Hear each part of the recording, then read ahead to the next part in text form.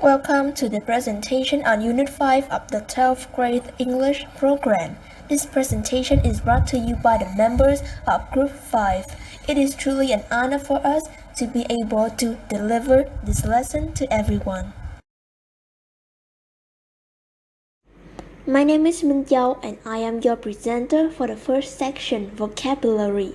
In this section, we will deal with some interesting words taken from your textbook, and we will make sure that the impression they leave on you would be deep and super long-lasting. First on the list, we have opportunity. Other word forms of opportunity include opportunist and opportunistic.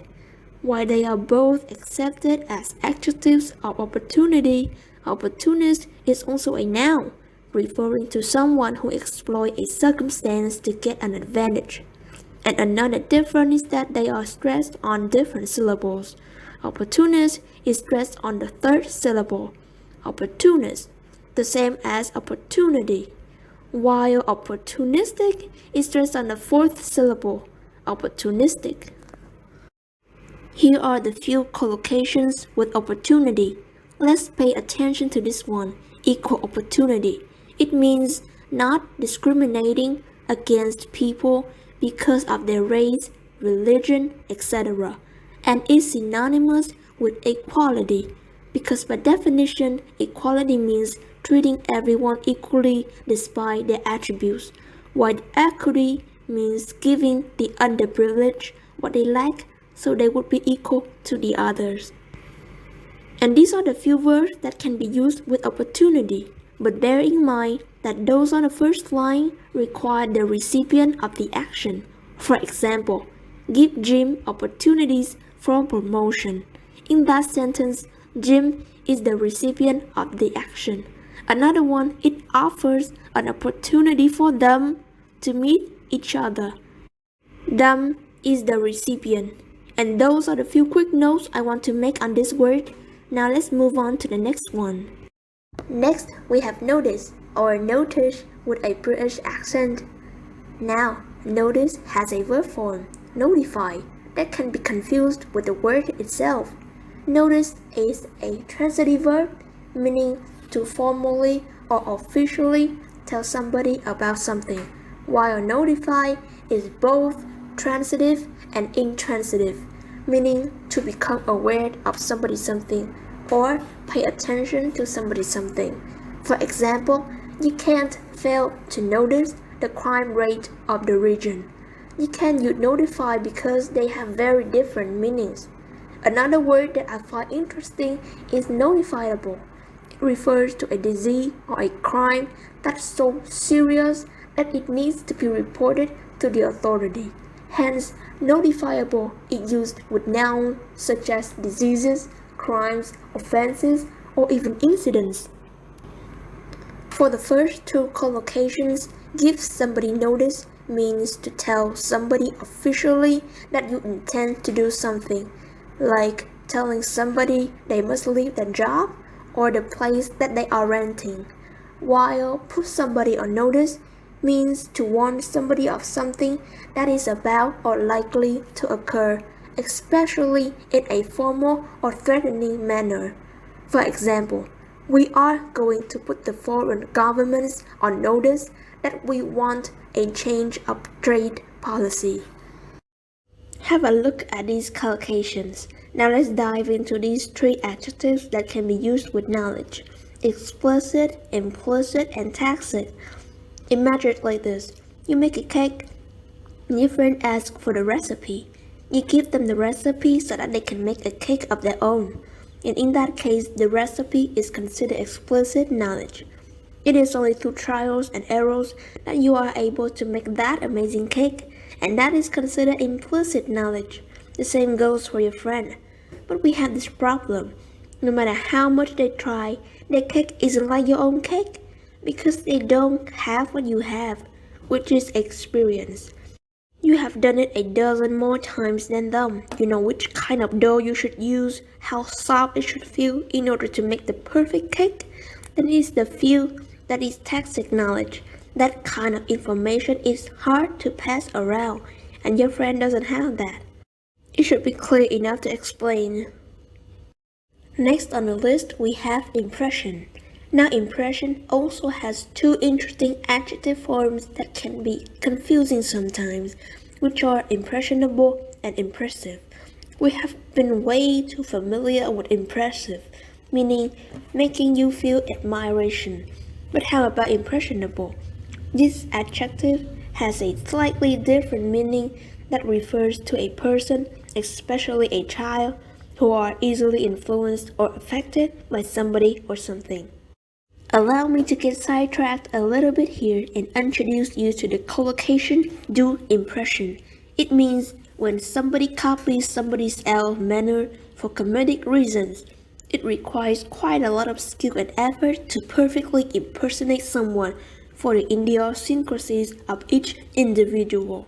More specifically, their accent, their manner, and things that makes that person stand out.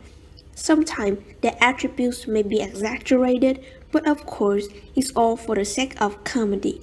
Doing impression of someone can be considered offensive, so you might want to think twice before doing one. It may be a great way to create a good first impression, or it can be an absolute disaster. Remember, first impressions count, meaning they are incredibly important. Now let's talk plenty. Plenty can be pretty tricky because it can function as a lot of things. First up, plenty can be a noun, uncountable noun. They view the word as a land of plenty. Plenty is after off, so undoubtedly is a noun. We also have here a phrase with plenty, meaning a utopia where everyone lives happily without insufficiency. As for the next example, they talk plenty about their kids. In that sentence, plenty complement talk, so that makes it an adverb. And about the last example, it's rather tricky for plenty is not as much of a common quantifier as few, many, several, or a lot of. But like many quantifiers, it precedes and modifies the noun, but remember, always add off. But there are cases where plenty is a quantifier but stands alone. For example, I will give a two-sentence dialogue. Pay attention to where plenty stands. Would you like some more papers? Thank you, I have had plenty. Did you spot it? Plenty in the given example was placed at the end of the sentence. It is still a quantifier, yet not succeeded by the preposition of. Next, we have a couple of word forms for plenty. Plentiful and aplenty share roughly the same meaning, but aplenty, like asleep and alone, is a predicative adjective. And of course, plenitude is the noun form of plenty. We also have there are plenty more fish in the sea for the collocation part. Now, chance has a lot of interesting collocations. In this sentence, chance is a verb, and the collocation chance your arm means to take a risk in order to get something that you want. Through this, I also want to put into notice the idiom roll the dice.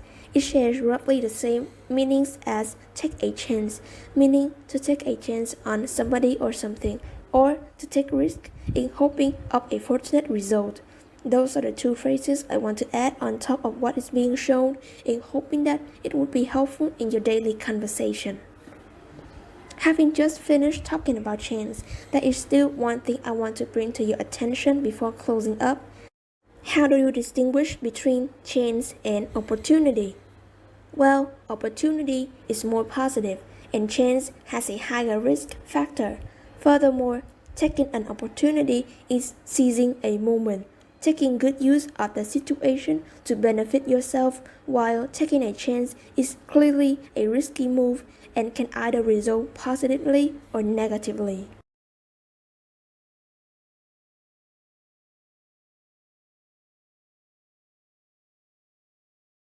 It's game time, everyone. It will help you memorize a few words and phrases from our lesson earlier. Words and phrases we use here are those that were shown on the PowerPoint earlier. There is a total of 6 rows. Clues to the question will be shown on the next slide. Be careful as space between words also takes a plank.